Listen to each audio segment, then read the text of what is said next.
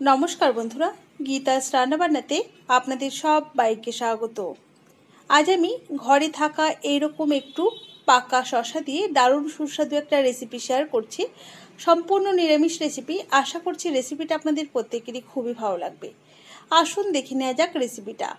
रेसिपिटा तैरिर जोन्नो आमी एरकम लाल हये जाওয়া বা पाका शशा निये निয়েছি। शशागुलोके धुए परिष्कार करे आमी खोसा छाड़िए खूब भालो मतो धुए तारपर शशागुलोके एरकम भावे जिरि जिरि करे केटे निয়েছি। शशा काटार परे किन्तु आर धोबो ना, शशा धुए तारपरे किन्तु केटे निते हबे। एर साथे आरो किछु आमार लागबे। देखुन एखाने आमी हाफ काप परिमाणे मटर डाल 2 घंटा आगे खूब भालो मतो धुए परिष्कार करे आमी बेश किछुटा जले भिजिए रेखेछिलाम। एखन डालगुलो भिजे गेछे। एखन एर मध्ये एकटा काँचा लंका दिए जल झरिए आमी एटाके शिले मिहि करे बेटे निয়েছি। चाइले मिक्सितेও अवश्यई बाटते पारेन। এখন আমি এর মধ্যে দিয়ে দেব অল্প লবণ, সামান্য পরিমাণ একটু হলুদ গুঁড়ো, সামান্য পরিমাণ একটু কালো জিরে দিয়ে দিচ্ছি, আর দিচ্ছি 1 পিঞ্চ পরিমাণে হিং। এই হিং যদি কেউ অপছন্দ করেন সেক্ষেত্রে না দিলেও চলবে, তবে দিলে স্বাদটা অবশ্যই বেশি ভালো আসবে। খুব ভালো মতো নেড়েচেড়ে মিশিয়ে নিচ্ছি। আর মোটামুটি 1 থেকে 1.5 মিনিট সময় ধরে ডালটাকে আমি খুব ভালো মতো ফেটিয়ে নিয়েছি। এখন আমি ডালের বড়াগুলোকে ভেজে নেব।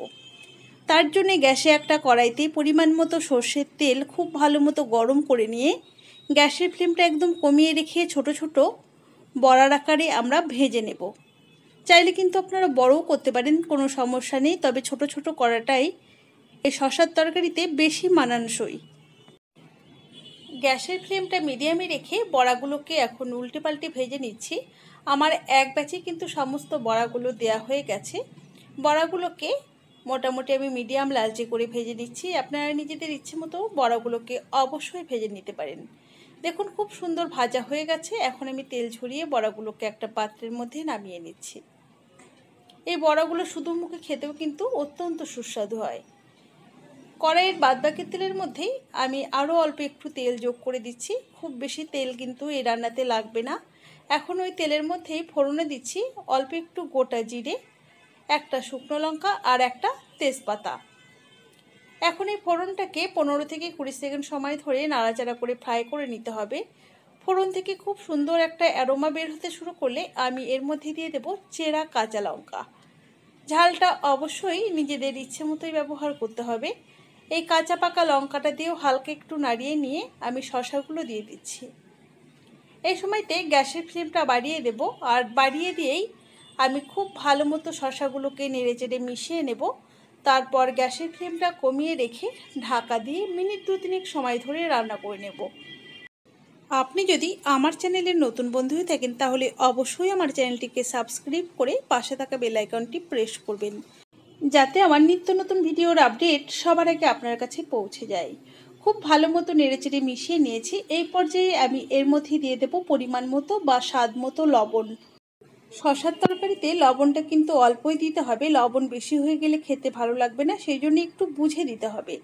একই সাথে 1/4 টিস্পুন পরিমাণে হলুদ গুঁড়ো দিয়ে দিয়েছি। খুব ভালো মতো এখন এই সমস্ত কিছুকে নেড়েচেড়ে মিশিয়ে নিচ্ছি। খুব ভালো মতো মিশিয়ে নেওয়ার পর গ্যাসের ফ্লেমটা মিডিয়াম টু লোতে রেখে ঢাকা দিয়ে জাস্ট 2 থেকে 3 মিনিট সময় ধরে রান্না করে নেব। শশার তরকারি রান্না হতে কিন্তু খুব বেশি সময় লাগে না। দেখুন মোটামুটি আমি 2 থেকে 3 মিনিট পরে ঢাকাটাকে ওপেন করে নিয়েছি। শশার তরকারিটা কিন্তু এই সময়তে আমাদের অনেকটাই হয়ে এসেছে।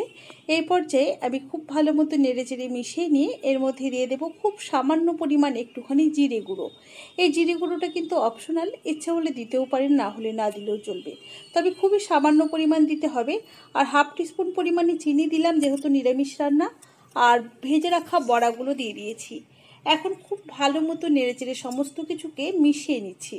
যদি শশার মধ্যে জল না থাকে সেক্ষেত্রে অবশ্যই আপনারা অল্প জলের ব্যবহার করতে পারেন। খুব ভালো মতো নেড়েচেড়ে মিশিয়ে নিয়েছি। এখন গ্যাসের ফ্লেমটা আবারও লোতে রেখে ঢাকা দিয়ে মিনিট 2 রান্না করে নিলাম। মোটামুটি আমি 2 থেকে 3 মিনিট পরেই ঢাকাটাকে ওপেন করে নিয়েছি। দেখুন আমার কিন্তু এই শশার তরকারিটা প্রায় তৈরি হয়ে গেছে। এখন আমি আরও 1 থেকে 1.5 মিনিট নাড়াচাড়া করে নেব। আর দেখুন বড়াগুলো কি সুন্দর তুলতুলে একদমই নরম তৈরি হয়েছে। এই বড়াগুলো কিন্তু মুখে দেওয়ার সাথে সাথেই মিলিয়ে যাবে, খেতে কিন্তু দারুণ সুস্বাদু। এইভাবে অবশ্য করে একবার শসার তরকারি তৈরি করে খেয়ে দেখবেন বন্ধুরা, খেতে কিন্তু অত্যন্তই সুস্বাদু হয়। এখন আমি এই যে তেজপাতাগুলো রয়েছে এগুলোকে তুলে ফেলে তারপর গ্যাসের ফ্লেম বন্ধ করে পরিবেশন করে দেব। আমার এই রেসিপি আপনাদের কেমন লেগেছে অবশ্যই আমাকে কমেন্ট বক্সে কমেন্ট করে জানাতে ভুলবেন না যেন।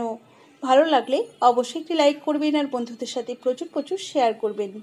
তাহলে আজ এই পর্যন্তই। সকলে ভালো থাকবেন, সুস্থ থাকবেন। হাজির হয়ে যাব নতুন কোনো রেসিপি নিয়ে। ধন্যবাদ।